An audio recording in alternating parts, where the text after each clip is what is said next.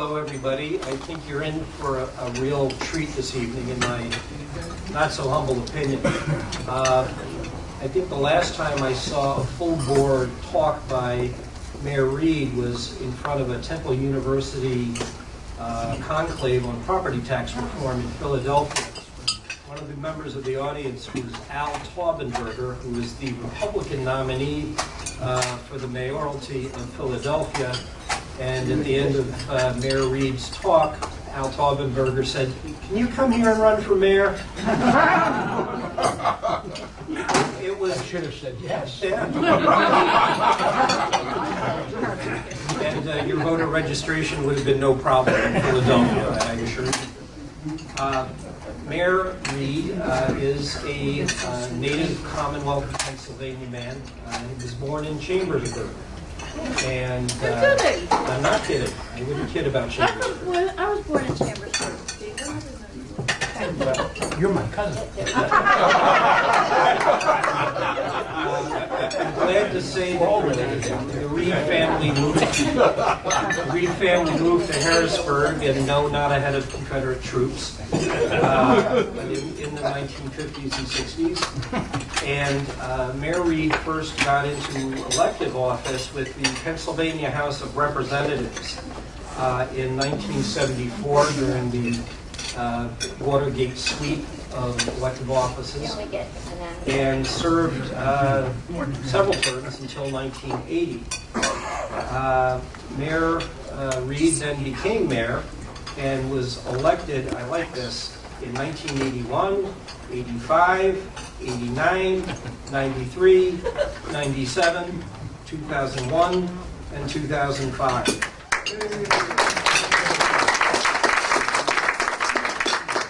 That is a record. Pathetic. It is a record. And as you know, we took the bus trip yesterday through Harrisburg, and I was your shaky tour guide. But such marvelous public assets as City Island, the National Civil War Museum, the Harrisburg University of Science and Technology, all of these public assets created to make Harrisburg a better place for all the people were implemented under Mayor Reed's direction and encouragement and design.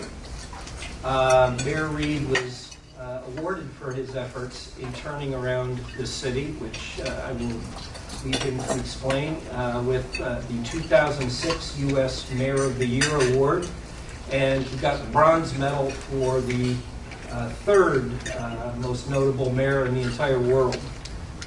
Finishing by a hair after, I think, Melbourne and Amsterdam, I believe were the communities. But Melbourne, certainly, which was land value tax for many years.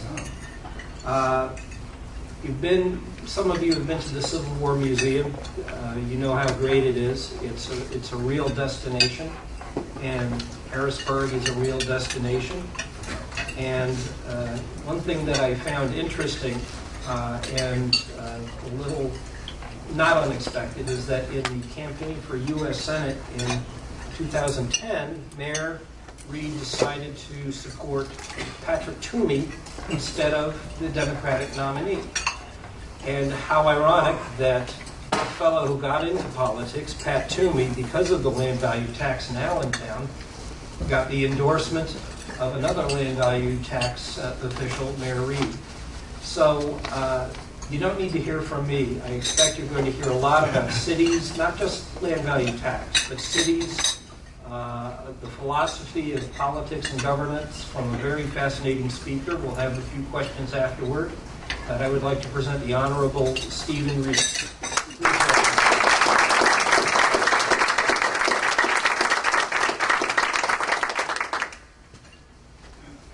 Thank you very much for that very kind introduction. Actually, I did welcome the Confederate troops as they arrived. And your mayor, for as long as I have been, it seems like centuries and so on. They actually camped down in Chambersburg first. The police headquarters was there, and then they came this way with the military objective of taking Harrisburg, and then something happened in a little crossroads town down in Adams County, a borough of Gettysburg. And the rest, as they say, is history. Mr. President, Mr. President-elect, officers and members, cousin. It's my pleasure to, well, we're all related down there.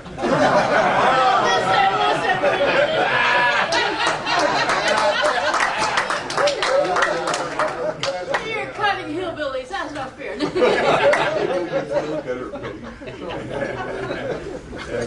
Hillbillies vote. Let's not lose sight of that in our democracy. A special welcome to the Council of Georgist Organizations. When I mentioned to somebody that I was speaking to the Council of Georgist Organizations this evening here at the Radisson, they said, my God, there's an American-based organization supportive of the British monarchy. After all of these years, with five monarchs or so, I said, no, well, you know, that George III we had some real trouble with, but Josh Vincent made contact with me several months ago, and he said the council was having great difficulty in finding a good speaker for the night of August the 2nd, so could I come over? I said that I would. I know that you're interested in economics, and let me suggest a very practical application of that while you are here, in putting on my hat as a former chief executive officer of an urban government that happens to be the capital city of the nation's sixth largest state, that is in terms of population, sixth largest. I hope that while you're here, you will spend a great deal of money. Cash is accepted, credit cards too. If you run out of cash, you exceed your credit card limit, Josh Vincent will co-sign all checks. The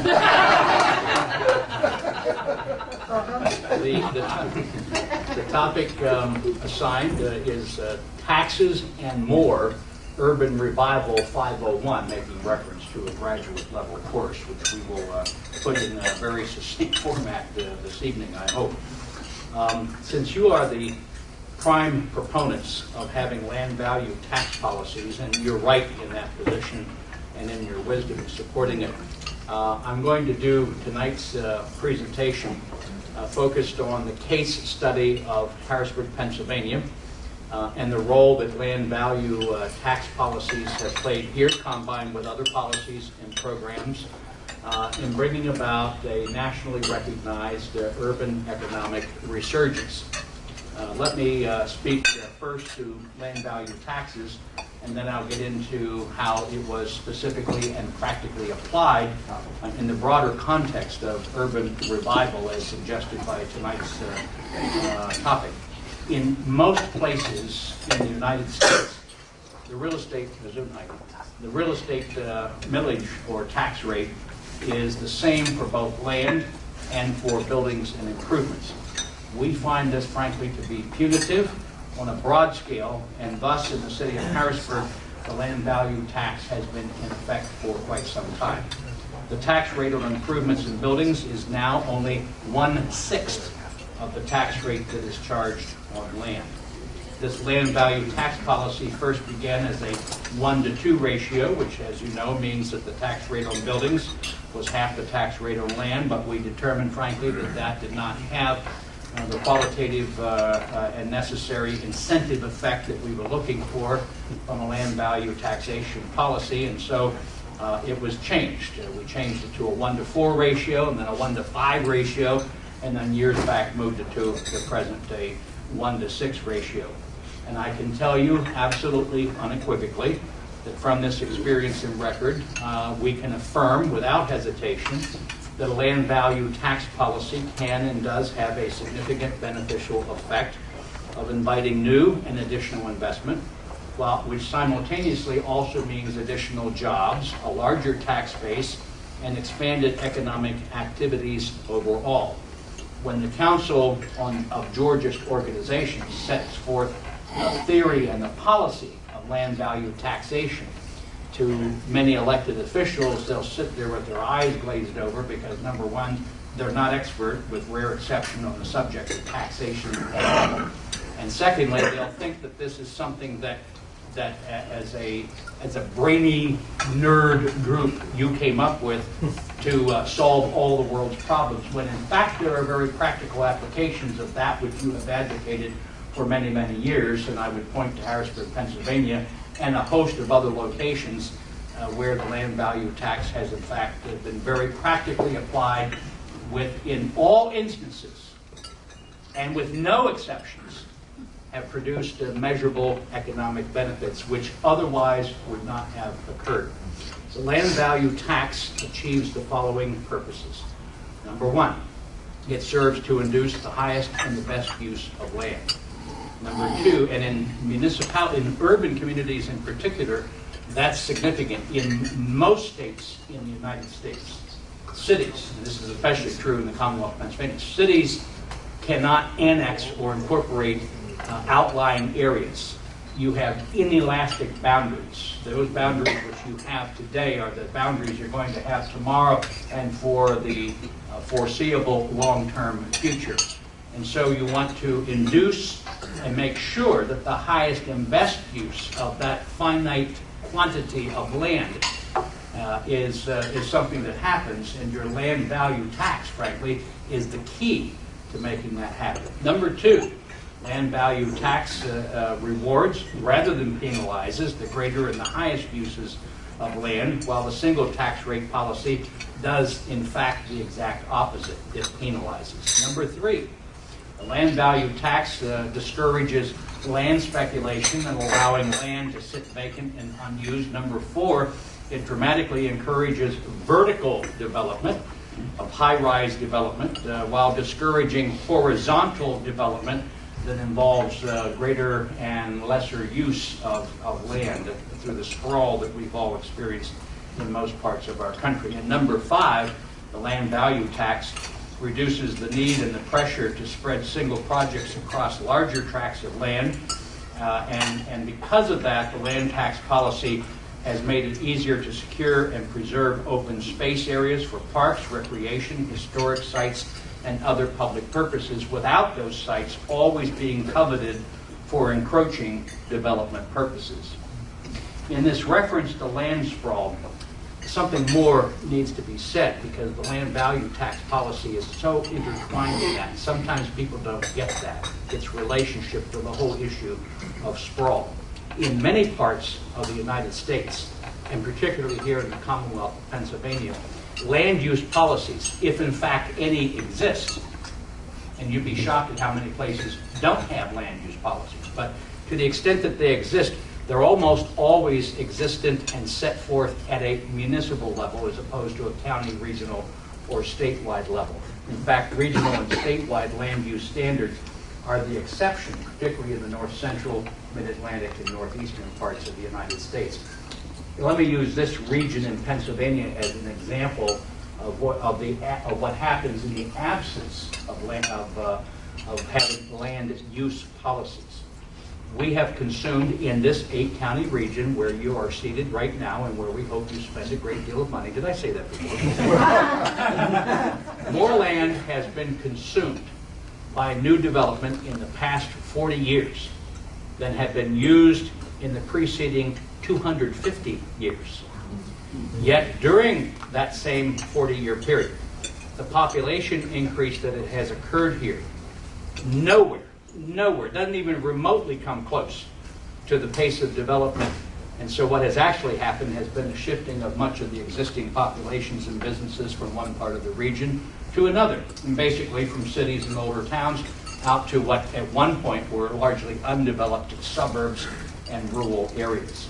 In America, and here in Pennsylvania for sure, this has created a classic urban-suburban dynamic that in most cases has meant the city has lost population, businesses, and jobs, while the outlying and peripheral municipalities have received those businesses, population, and jobs. And aside from the usually profound disparities economically and socially that kind of separation creates, that has also created a major demand for significant new infrastructure expenditure in the areas of new development, while the infrastructure of cities and older towns become, as a consequence, underutilized. What I would like to argue here tonight is that a single tax rate system proliferates that type of sprawl. And a tax policy instead, a land value tax policy instead, serves to invite and reward the vertical development in our cities and older communities that saves land, utilizes existing infrastructure, and creates a sense of community in place that commuter-oriented areas of the sprawl simply do not have. So the land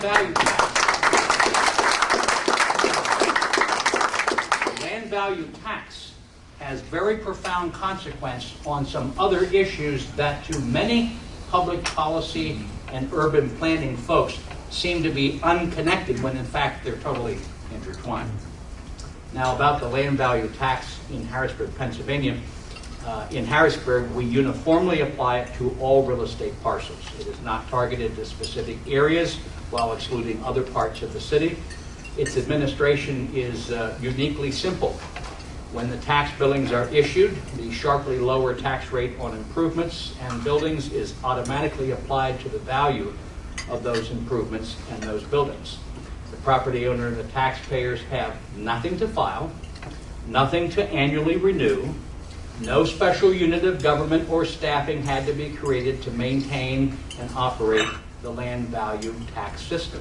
Let me tell you categorically that the administrative cost of having a land value tax policy in Harrisburg, Pennsylvania has been and is zero. Now, how many government policies can you think of about which the same can be said? Zero. Zero. Zero. There you go. 2 zeros. So I believe it accurate to report that the land value tax policy has a beneficial macroeconomic benefit, and for that to be more fully understood, I use the case example of Harrisburg, Pennsylvania. But in doing that, you will find great similarities with other urban communities all across America, and not just cities. We have this thing, still goes on in Washington, and a lot of the state capitals, there's the city, the suburbs, the rural areas, those we like to divide ourselves, especially in the current American political system. That's the order of the day, dividing people and dividing us by groups and stereotypes and so forth. It's no longer just the cities. It's all the older towns and the cities. And it's the immediate peripheral suburban communities that got developed 50 and 40, even 30 years ago. They all have in common with the cities and the older towns the same issues about which we're speaking tonight. The issue of the need for revitalization, and land tax policies would be as equally appropriate for them as it would be for the cities of America. Harrisburg, PA, our highest recorded population was 1950. In the mid-1950s, towards the end of the 1950s, we began to experience an out-migration. And might I be blunt in saying to you that that is not coincidental to the fact that in 1954, the United States Supreme Court issued the famous Brown versus the Boards of Education in Kansas decision, which said that public schools may no longer be segregated by race. And let me tell you that while the South made segregation a matter of law, meaning they were pretty upfront about the whole thing, the northern states never made segregation of the law. They just made it the practice. The effects are pretty much the same. So to my northern friends, I had this conversation, oh, the South, they had this, they had slavery, they had this segregation, blah, blah, blah. Well, so did we. So did we. And you can trace the out-migration of population and businesses and jobs in a lot of places, a lot of urban communities, particularly in the middle, north-central, mid-Atlantic, northeast of the United States, to the second half of the 1950s following that Supreme Court decision. 1960s, our population loss accelerated very rapidly. In the 1970s, it became a hemorrhage. And that was exacerbated by the fact that we had the 1972 flood, which until, let's see, Hurricane Andrew hitting southern Florida back whenever, was the largest natural disaster in American history. And then we had an almost equally sized flood 3 years later called the Hurricane Eloise flood. We had a combination of people leaving in large numbers rapidly, which produces, of course, property devaluation, which then leads to more people putting up for sale signs, and it continues that downward spiral. Everybody wants to get out. Then you have the floods. We had entire areas of the city of Harrisburg, large areas of the city of Harrisburg, because of all these factors, that went from 85% owner-occupied to 85% vacant or renter-occupied in 5 years. In 5 years, in the 1970s. To say that we were a distressed community would be an understatement. Indeed, the United States government listed us as the second most distressed city in America. When Harrisburg entered the 1980s, it was afraid of its own future. And with some trepidation, but with a total absolute belief in the ability of urban communities to come back in this nation or any nation, and that it can be achieved by local initiative and action, with high confidence in the ability of citizens to organize into common civic cause, a whole range of new things began for Harrisburg, with a government that set forth three priorities of equal importance, I should say. One was economic development. Duh, what a surprise. The second was the creation of non-tax revenue sources. We're way too tax dependent in local governments in Pennsylvania. And in the urban communities where there's a much higher percentage of tax-exempt real estate, that's especially true in the state capital city, you need to find other ways to bring in revenue, or you'll tax yourself out of business, tax yourself to hell. And the third priority is to have a constant effort to revise and reform and improve the operation of the government itself. And so a whole range of programs and policies and initiatives launched from the 80s and continued into just the last few years, all based on those three priorities. Everything comes back to one or more of those three priority pursuits. What's your mission? What's your mission? That's the mission. And those are the priorities of the mission. Now, what are your goals? Ooh, lots of those that all relate back to the mission. On economic development, that's what I'll focus on here. A variety of incentives were created. The land value tax, I've explained, and that was clearly one of them, and a key one. The second is called tax abatement. Tax abatement means that whether it's for residential or commercial, regardless of where in the city it would be, if you come in and restore a property whose assessed value was $100,000, and after you've spent $100,000 to fix it up, in theory at least, and usually by tax assessment practice, the county will then set a $200,000 assessment on that property. You get penalized for improving the property. We have a very backward taxation system. I could do a 4-hour presentation on that. Maybe you'll invite me to Pittsburgh, John.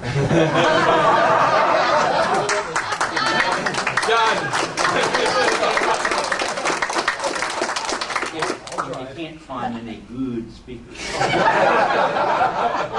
But we're from Chambersburg and we know how to talk. In tax abatement's case, or if you build a new building, okay, mayor entices company X to build a 10-story office tower, blah, blah, blah, or a mixed-use tower preferably, because 10-story office towers create synergism that gives rise to markets for very especially small businesses, and it's useful, frankly, if they're in the same building. That's another story. Tax abatement says that you will not get sucked with your new higher assessment, whether it's for new construction or restored property, whatever, from the get-go. Any increase in your assessment might go on the books then, but any increase in taxes phases in incrementally over a 10-year period of time at the rate of 10% per year. That's really important for federal tax purposes, for investor and equity purposes, and it's important so that you're not beating the hell out of, to put it bluntly, developers when they open up a new building and they've still got 25% of the space to fill. And then you whack them with a big tax bill. Yeah, welcome to Harrisburg. Wow. But that's what the tax system does. It's grossly unfair, and it's backward in so many different ways. Well, then we had, we've used it very sparingly, tax increment financing, where if you build, and I'm thinking of one building in particular, Pennsylvania National Insurance, build an office tower and a parking garage.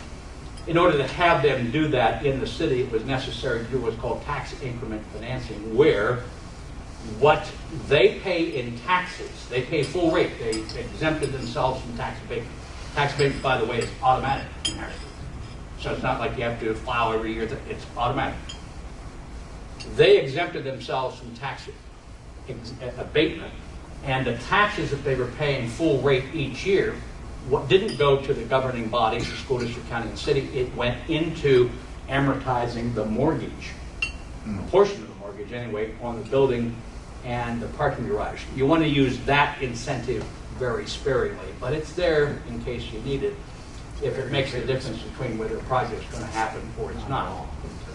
Various types of financings were used to encourage particularly small and minority and women-owned businesses, micro loans, public-private partnerships of different varieties, construction loans, working capital loans. The city designated 7 areas that are nationally certified historic districts. Why? Well, because income-producing buildings can get 20% at the time, 20% federal investment tax credit for every dollar they spent on the certified historic rehab of the older buildings within the historic district. Non-income producing buildings can do the same thing, can get a lesser 10%. That's an incentive. A lot of times with developers doing the income producing projects, what they would do is they get the 20% investment tax credit certificate up front and they'd sell it.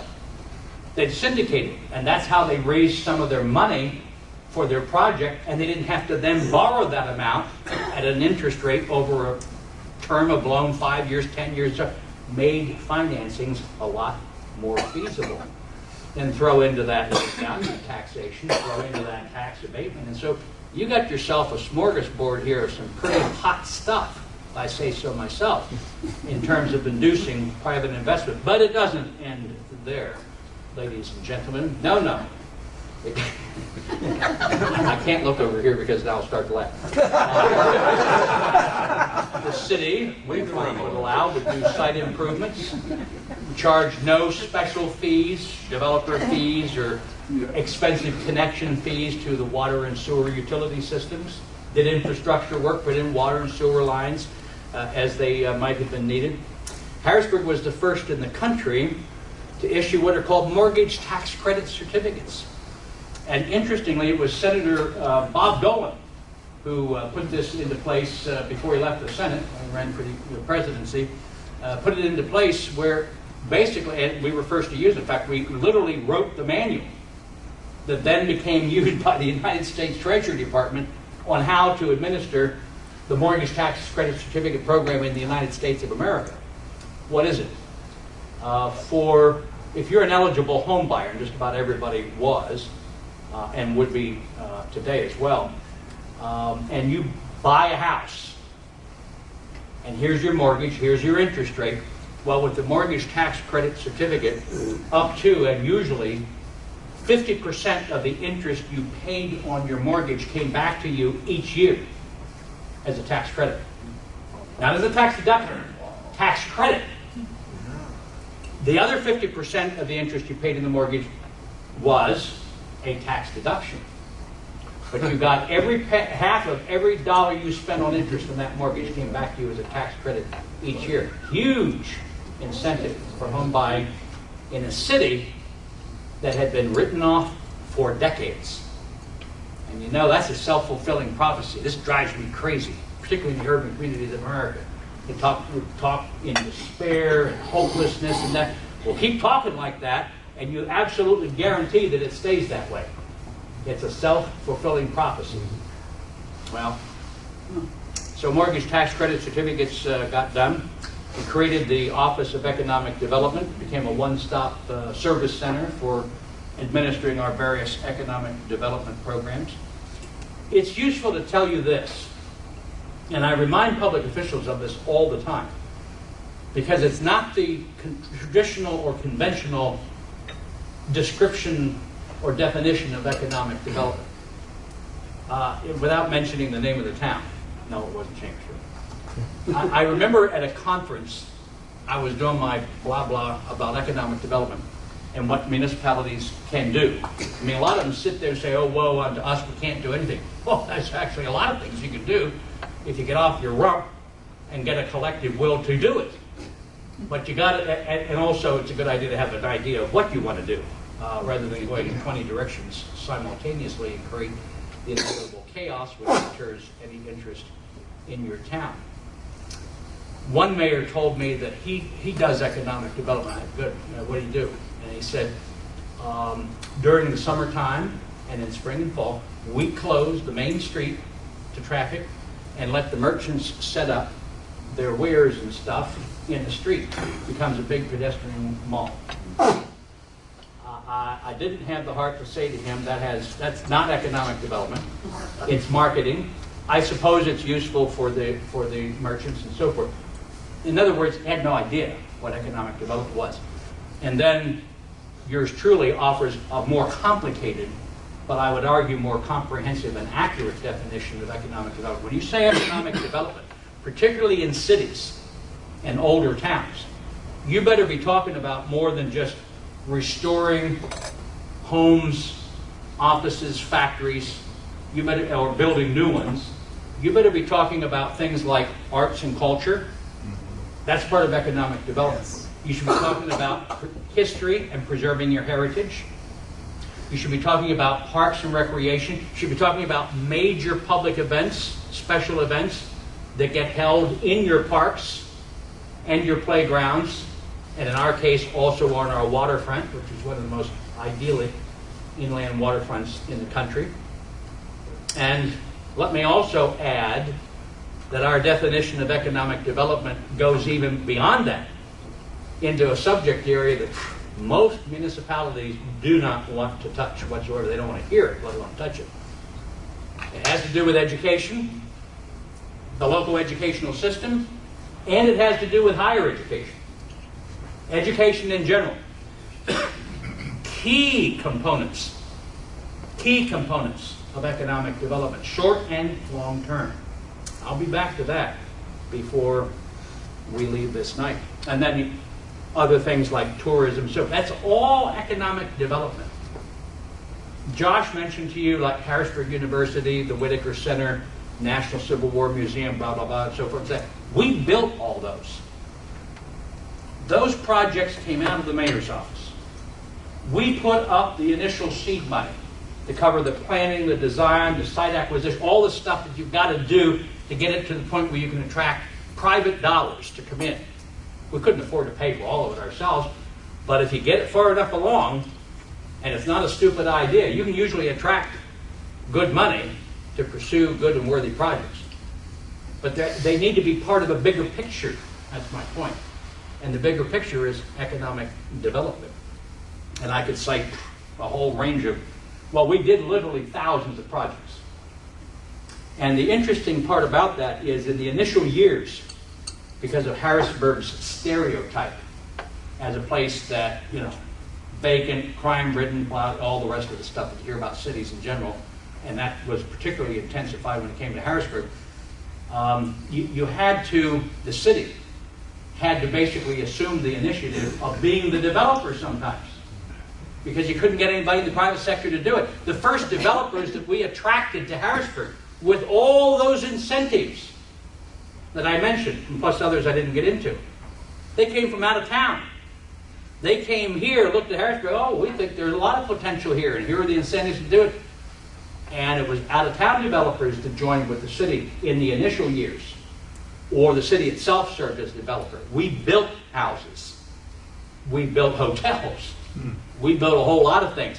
Happily, over the years, as intended, that evolved into a significant reduction in reliance and dependence on the government, and with a much more initiative on the part of the private sector, and in some cases the nonprofit sector as well, to do those kinds of things. That's what you want to happen, and that was what did happen. Here's the thing that I hear in every city, and you hear it too.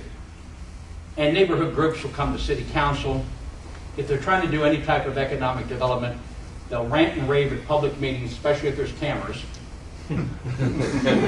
God bless cable TV. I can't begin to tell you how much I appreciate it. Let me think. Head draw blank. No, I'm not. Ever since cameras got brought into the council meetings and all this array, so the whole dynamic of these meetings have radically changed. And frankly, those meetings have become less productive as a result. And today, the definition of civic leadership, quote unquote, is the biggest mouth that shows up at that meeting that winds up on the videotape that people saw.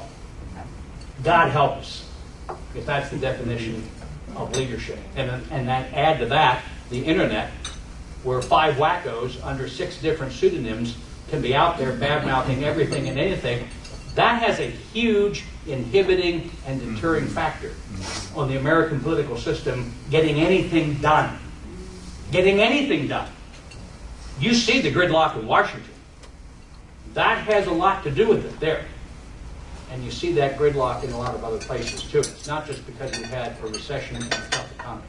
Well, anyway, you hear people show up and they say, all you want to do is things downtown. You don't do anything in the neighborhoods. All the economic development is downtown. They create this false choice that it's downtown or it's the neighborhoods. Well, in most cities, Harrisburg included, downtown is actually a pretty large neighborhood. In fact, it's the second largest neighborhood by population in the entire city. So it's a neighborhood, as well as a central business district. But downtown, at the beginning of the 1980s, two-thirds of it was actually more than that, was vacant. Vacant. The downtown of Harrisburg then actually cost the city more money for police, fire, public works, and other municipal services than it was giving to the city in taxes and fees. In case you didn't know it, that's the official definition of a dead downtown. The downtown of today is radically different, 180 degrees different, and it produces revenues to the city and to others that basically pay for most of the neighborhood services throughout the rest of the cities. So what I say to neighborhood groups is, you want your downtown to do well. You can't have the focus solely on downtown, but don't get into a false choice of downtown versus neighborhoods. It's silly and it's dangerous. And the irony is that most of our projects were outside the downtown. So that's the comprehensive approach that we think needs to be done relative to economic development under the theme of tonight of taxes and more, urban revival 501, for which a quiz will be administered at the conclusion of this event. And those who are award winners have to take the test first. If you flunk, your award is hereby canceled.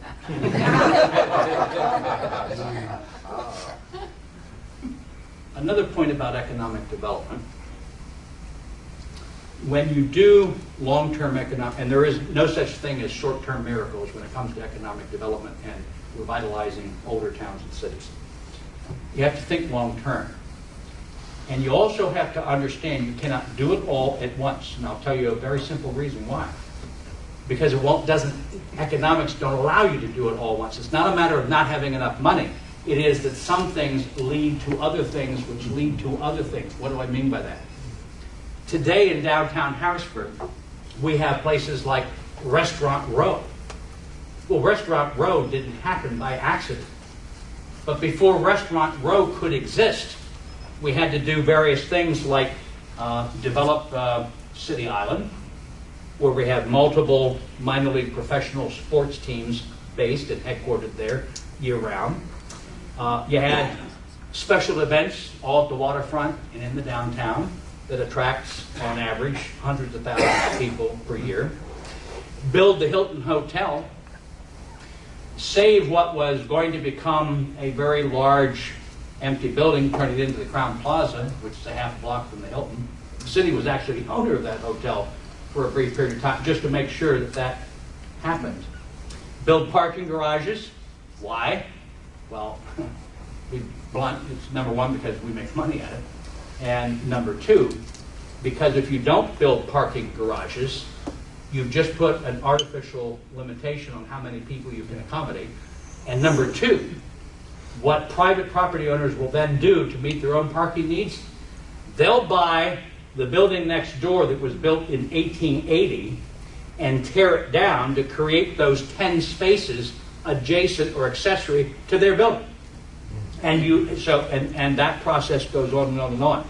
An aerial view of downtown Harrisburg 30 years ago would have shown you pockmarks, hundreds of these little small parking lots created by the demolition of a significant portion of Harrisburg's downtown architectural and historic heritage, including 2 former governor's mansions in the process, all to create commuter parking. Parking garages make money, and they're a key part of your economic development downtown. So you add hotels, special events, City Island, parks and recreation. Add the Whitaker Center, largest facility under one roof in America that encompasses both science and the arts.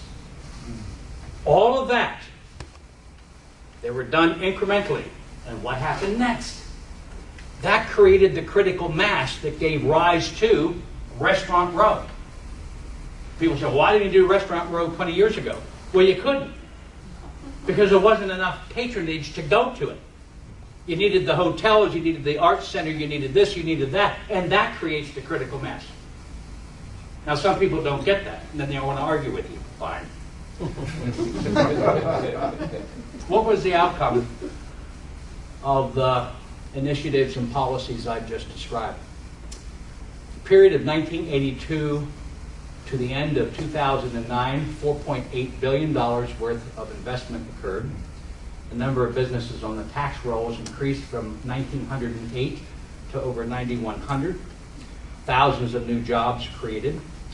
Over 40,000 building permits were issued. The tax base, that's the assessment of taxable properties, went from 212 million to over 1.6 billion dollars.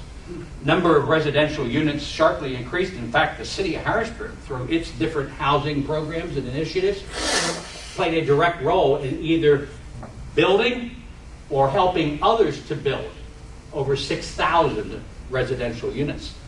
I would tell you that for a city our size, there's no city our size in America that has had that much to do with that many residential units in such a period of time. The crime rate came down 46%, fire rate dropped 78%, number of vacant structures cut by 80%. And in 2010, this merited one sentence in the local paper. The population in Harrisburg increased for the first time since 1950. And all this vitality going on in the city, that didn't end at the city's limit. That served as a stimulus throughout the entire region. It was catalytic to the whole region. All kinds of things started getting done around the region because of what was going on with Harrisburg. And Harrisburg was right there in the front, helping to lead regional intergovernmental cooperation to get things done that individual municipalities by themselves cannot do. Something else happened.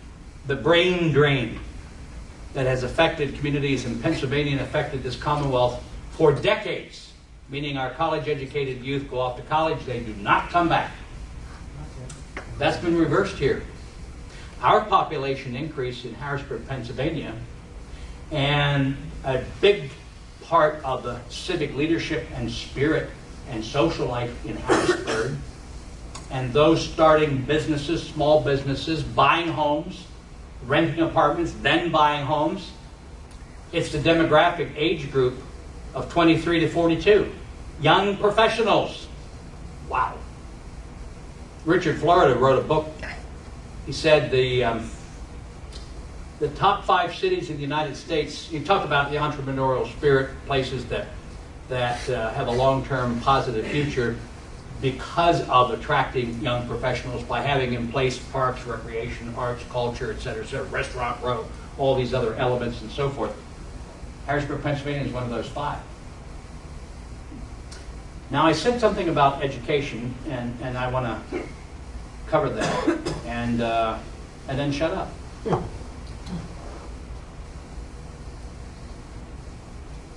Urban public education in the United States of America is a national disgrace and a worldwide embarrassment. And there's a whole lot of politicians on both sides of the political aisle that frankly don't give a damn. And they're not going to spend the time and money that it's going to take to reverse that. I agree that pouring a lot more money into systems that don't work won't produce the intended or the desired result.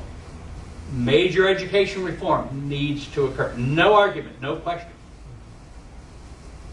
But those who think that we can operate, that we as a nation and society can succeed by having 2 educational systems here, urban public education, and then there's the public education for everybody else. That's what we've got. That's what we have. We've had it now for some time.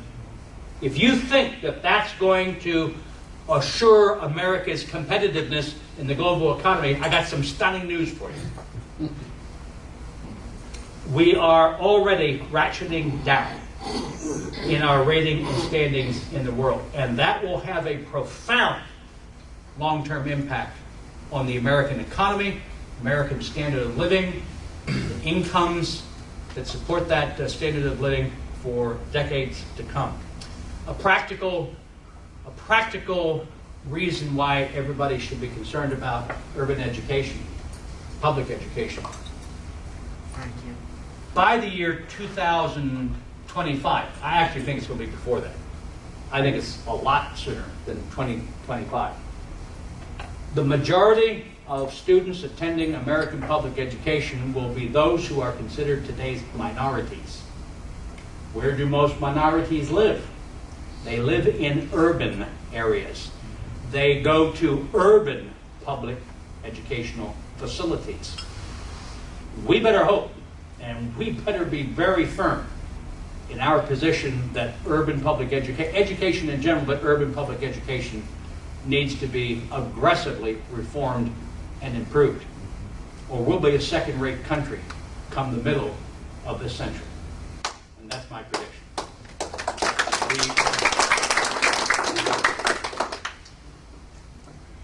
If you were to ask me what was arguably the most significant development in Harrisburg in modern times in the last 3 decades, I would say this, that it has become a center of higher education for the first time in its history.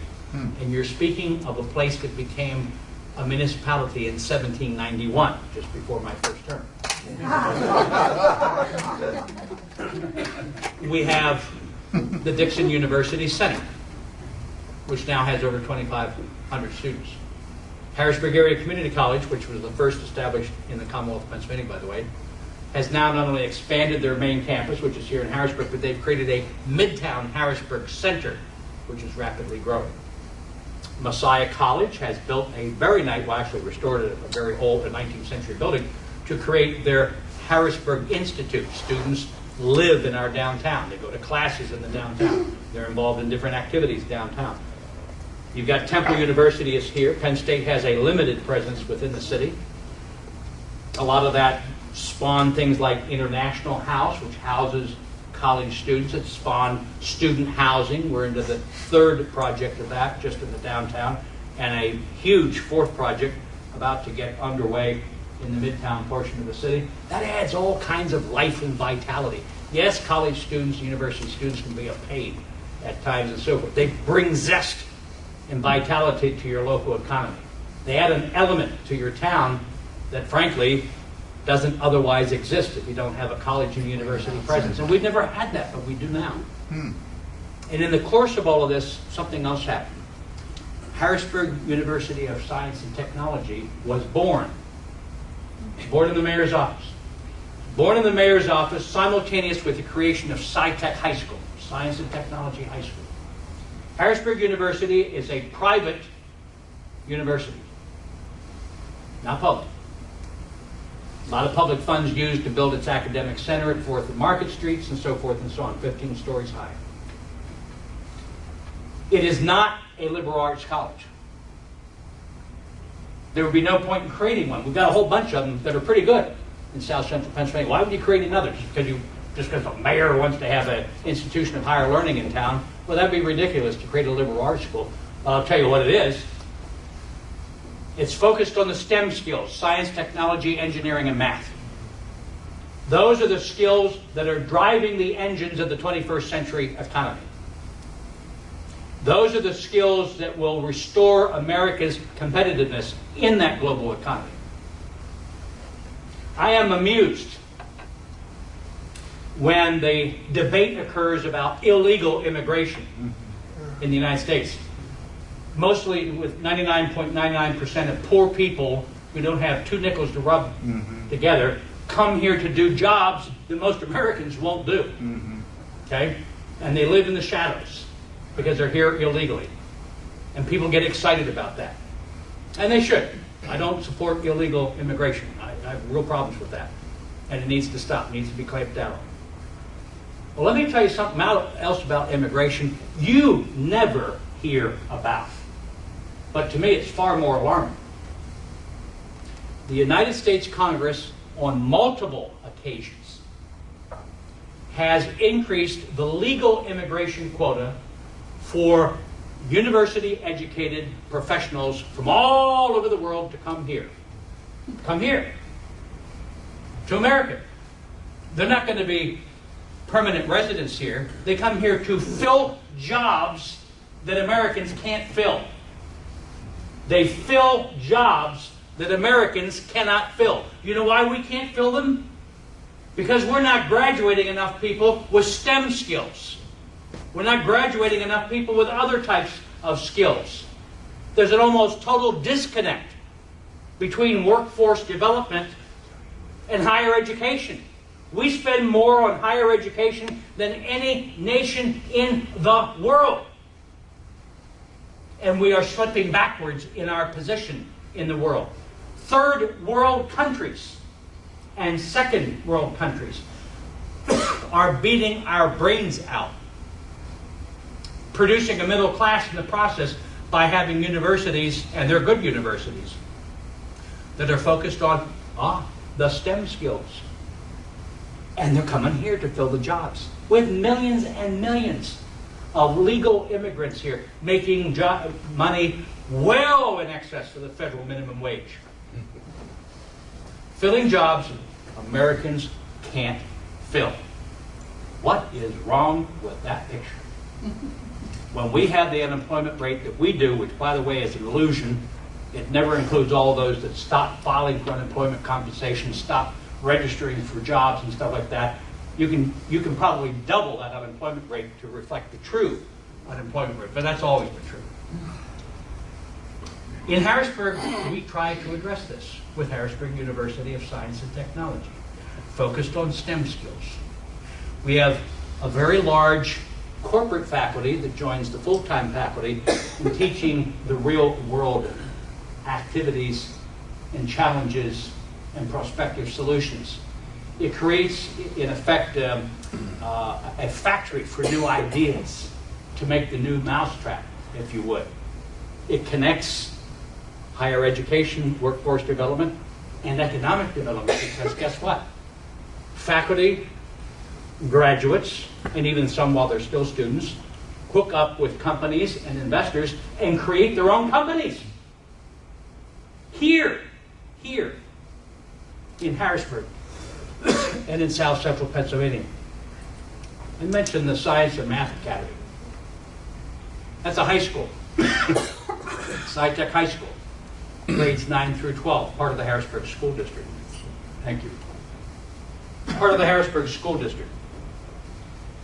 And then we have a Math and Science Academy. That's grades 5 through 8. So we have a system now with a curriculum focus on STEM skills, math and science in particular. It begins at grade 5, continues into high school at Sci-Tech High School, and then literally a half block down the street from Sci-Tech High School is the academic center of Harrisburg University. You don't have to leave town to get a STEM skill education in Harrisburg, Pennsylvania. The career path is here for you. So that, ladies and gentlemen, is just a little snippet of the role of higher education, its importance to our short and our long-term economic development interests here. And let me say, while I was going to get into the whole thing about how you can reform urban education at the local level, and do ask questions on that if you want me to. Let me say on the subject of Harrisburg City Schools. Long-standing, dismally rated school district. Very, very troubled. Patronage system, students that had no textbooks, schools that had no textbooks, teaching aids, that sort of thing. Administrators who would whisper in your ear, these kids can't learn. When a black administrator whispers in my ear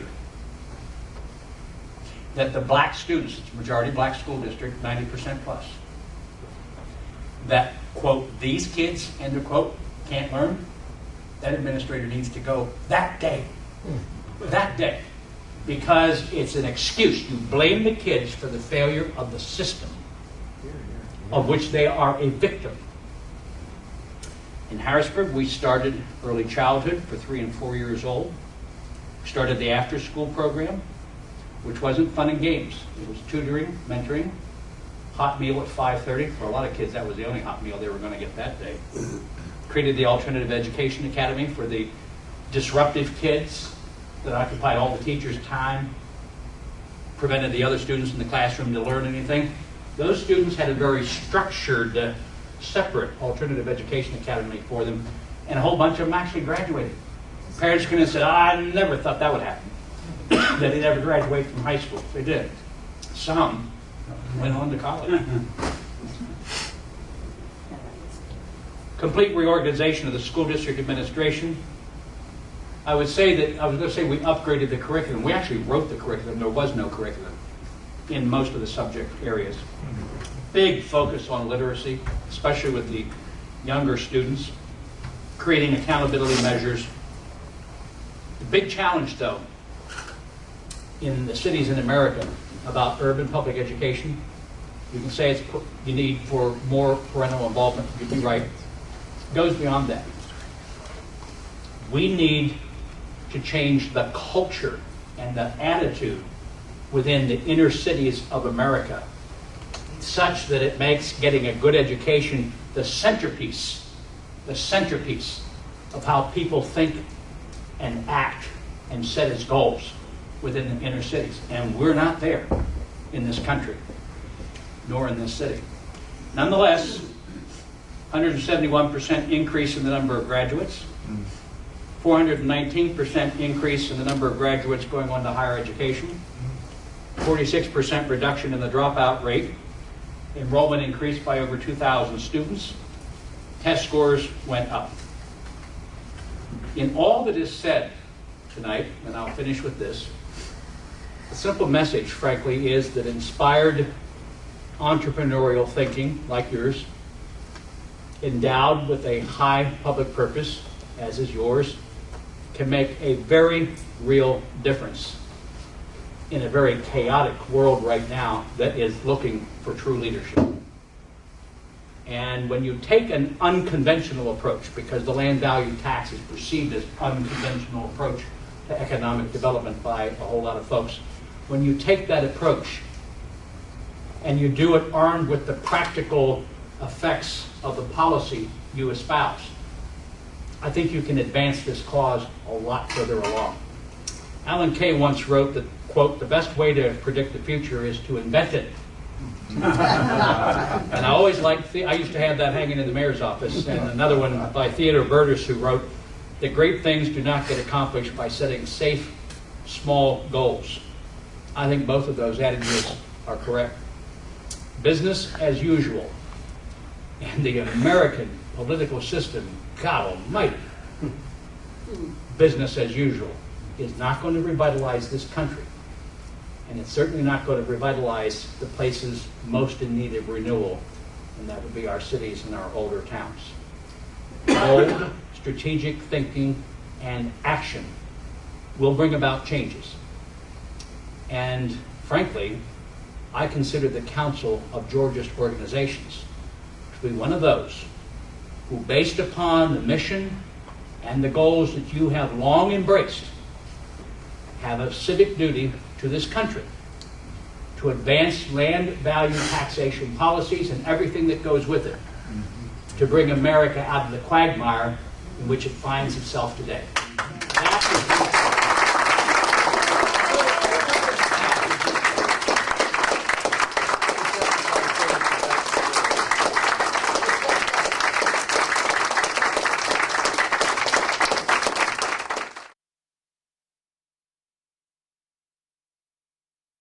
May God bless the council and each one of you, and may God bless the United States of America. Hear, hear. That guy over there with those two wines, I need really into this. Here, he means bring some more over there. Might there be a question or two for His Honor before he has to skedaddle? Yep. Mike? Well, Curtis? obviously, we've won you over. What I would like to know, given that it wasn't just land value taxation that was implemented in order to turn this city around, Right. When was it, what was it that clicked in your mind and you went, you know, that idea Swenson put in here, it was pretty good, and it actually is the key to why it turned around. All the other cities have done all the other things to some degree. The key to it is to have a ratio that serves as an inducement. I mean, how did you kind of wake up and go, hey, this is good? A couple of factors, and this isn't rocket science. One, land is finite. I don't have any more of it. There's X amount within the boundaries of the city. And second, the 1-to-2 ratio is still seen as penalizing folks. If I'm going to induce the highest and best use of land, I can't have horizontal development that spreads out. I'll have no land left in time. Some people say that's a good thing. I'd say that's a disaster, speaking of 15, 20, 25 years out. So you create what is today the 1-to-6 policy. And that was a simple reality. You've got So to... you were persuaded on the first day you became mayor that you are... Oh, I was already a proponent of land value taxation before that. All right. So that wasn't a new concept.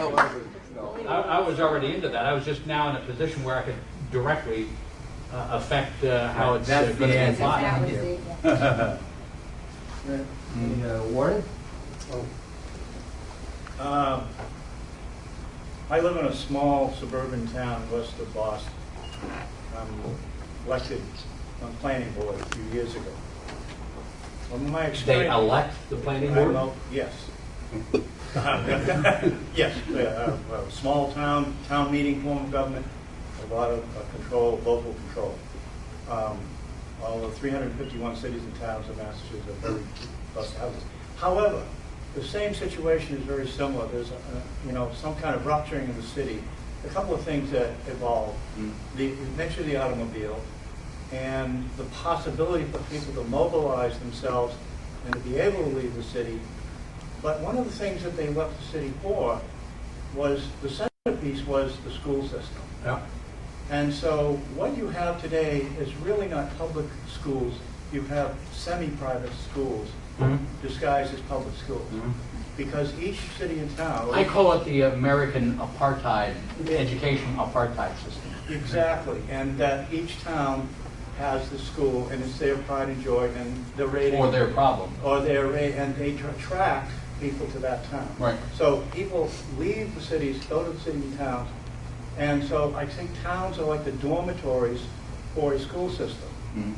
However, as people move in, the demand for the railing goes up, and the scare was, if you have houses on a half-acre, quarter-acre lot, suddenly your town builds up and you have a density, you're going to have too many kids in the school system, so there's automatically a backlash, and you got to slow down growth. So we increased zoning to 2-acre, 5-acre lots, and in the process, we've sucked up all the land. As many suburban towns, any agricultural land that was left has disappeared. Now, I'll be obnoxious and speak as an urban mayor. You've run out of land, have you, for development? Most of us. Good. Well, my town No more competitiveness with that suburb. They don't have any we still have 4 farms and farm stands. And Oh, don't worry, the developers will No, get them too. no, they're not going to. Not while I'm I think Al was first, but I'd like to mention that Mr. Katzenberger has been working with East St. Louis, Illinois. Oh my Which gosh. city you were... Yeah, they were listed, when we were listed second most distressed city in America, they were listed as first. I always said that if we did just a little bit more neglect, we could beat them.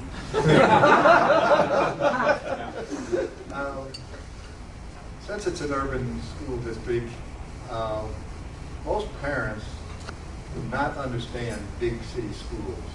So what I have been advocating is school by school accounting for financing and academics at each school, so that the parent councils and the people that come.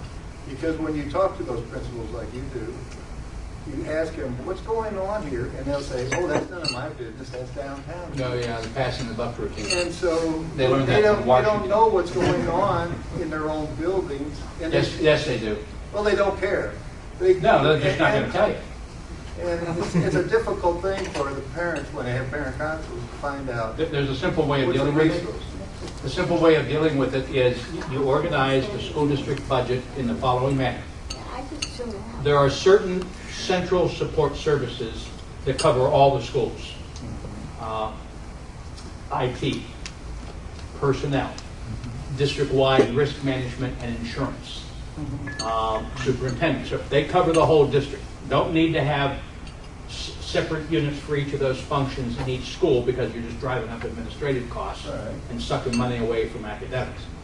So you've got that, okay? Each school's budget should be specifically listed in detail in the school district's annual, or whatever you use, July 1st and June 30th budget year and so forth, listed there. And you see how much is coming in for books, how much for this, how much for that. That's exactly what you have. It's all barcode today. Yeah, well, Everything's barcoded, even the employees are barcoded. wait a minute. They create a budget of barcodes? No, I'm saying there's a barcode on all the items that you mentioned. Okay, you lost me. No, if you have take for example, if you have a classroom, everything that comes into that classroom has a barcode on it. Okay. So you can actually tell Oh, you mean how much inventory. resources or how many materials that particular classroom uses. Right. And of course, some classrooms use more materials, like an art class use more material than maybe another class. Or the gym class uses more balls than the other class. Then But you if can you're tell how they're used. If you're going to have barcoding, then have the barcoding relate back to the number, the account number, the sub-account number under that school's budget, that's Right. part of the overall school budget. Right. So what's your problem? No, that's what should be done. Well, that's a software issue. Take it up to the IT director. But see, even in your schools, it's being done to help your parents understand what's going on and the patrons at that school what's going on. That's all useful. It certainly provides for a higher degree of transparency as to actually how the money is spent. Mayor Reed, you started by talking about suburban sprawl, urban evisceration, centrifugal forces.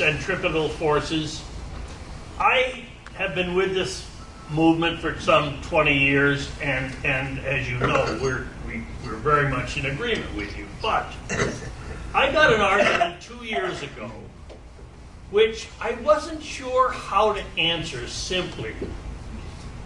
I was talking with a suburbanite, and he said to me, I don't want this land value taxation.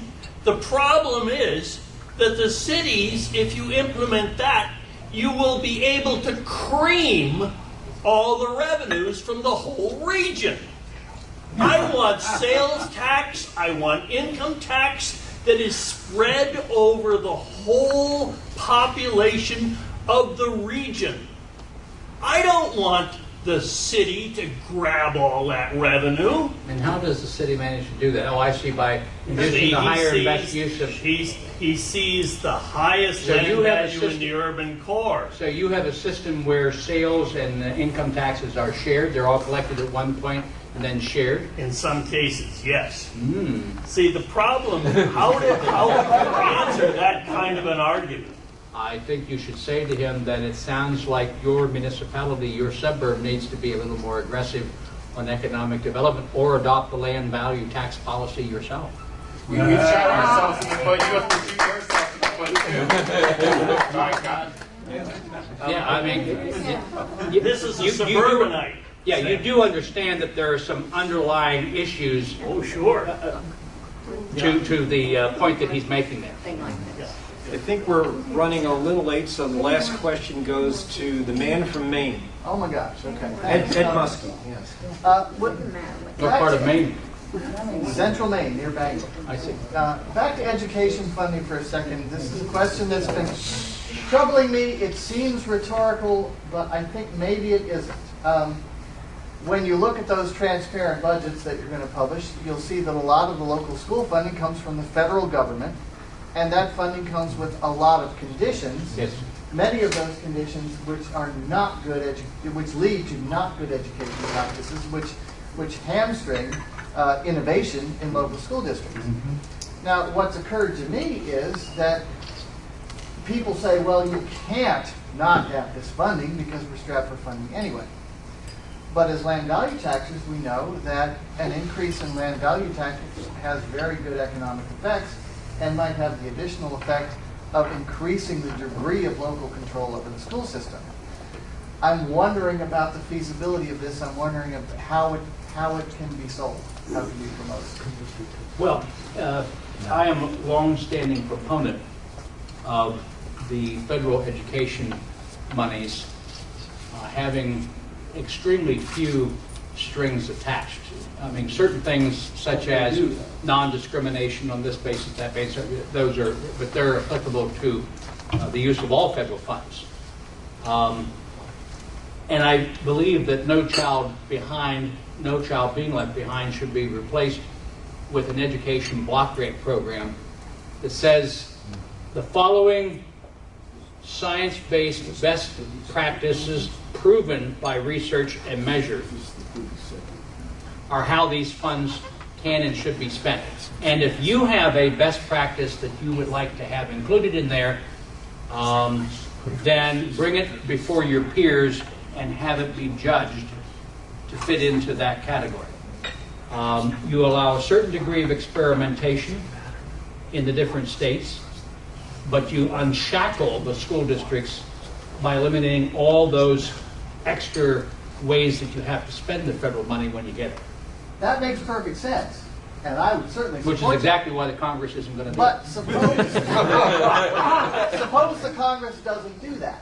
Is our situation sufficiently dire in our local school districts that we could take the step of finding the money ourselves so that we can take control over these initiatives? Well, if you can find the money yourself at the local level, you can kiss off the federal funds and all the rules that go with it. That's what I'm thinking. Revolutionary. Arrest that man. And do remember that for most of the time that the American public education system has existed, it did not have federal funds. Right. Or, Just a thought. well, it depends on which state. In Pennsylvania, that's almost always had. And the whole idea of universal free education, by the way, was in many respects born here in the Commonwealth of Pennsylvania. Thaddeus Stevens and others and so forth, they were 35 miles from where you're seated right now. So you can blame it all on us here in Pennsylvania. Blame it on Chambersburg. It started in Chambersburg. One last quick question, and then the mayor does have to. Okay. Well, I don't have to leave, but you got other things you have to do, I'm including starting the quiz in 5 minutes. I'm from Wisconsin, and I was extremely interested in how much jurisdiction you have over the school system. That was for a 10-year period. It required a change in state law. I'm sorry to interrupt you, but I'm telling you how that happened. Only one time in the 300-year history of the Commonwealth of Pennsylvania has the school district been turned over to the mayor. Okay. Only once. Okay. That was in the case of Harrisburg, Pennsylvania, for a 10-year term, period. Okay. That explains, because in my state, the municipalities controlled the school districts until 20 years ago, and then the school districts got their own control. So I was very curious how you could handle that. Yeah. By having no life outside the office. What do you think I'm kidding? 7 days a week you live and breathe and sleep this stuff. You had no life otherwise. I wasn't kidding, folks. The Council of Georgia's organizations is in a unique position. You've been around for a while, but consider the America that exists today. The quagmire, the chaos, the stalemate, the non-productivity of the American political system. People are looking for more than sound bites. They're looking for answers. They want real leadership, and they're not getting it. You're in a perfect position to step forward. And for the mission that you've embraced all these years, it's your duty to do so, and it is your challenge coming forth from this meeting in Harrisburg, Pennsylvania. God bless you.